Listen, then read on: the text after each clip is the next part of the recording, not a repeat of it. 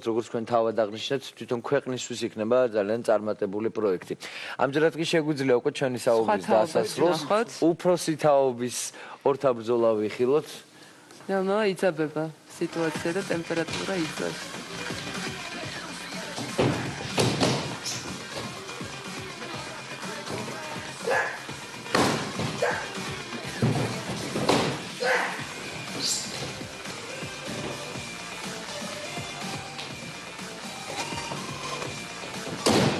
Why?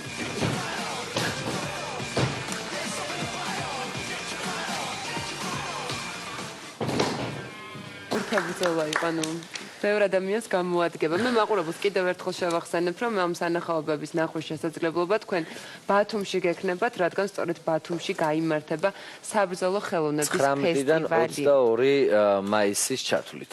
ჩვენ შეგვიძლია უკვე რომ ქრონიკას დავუთმოთ ახლა ეთერი და შემდეგ დავუბრუნდებით, რა თქმა უნდა, მე და მირიანი იმედის სტილის სტუდიიდან კიდევ ერთხელ.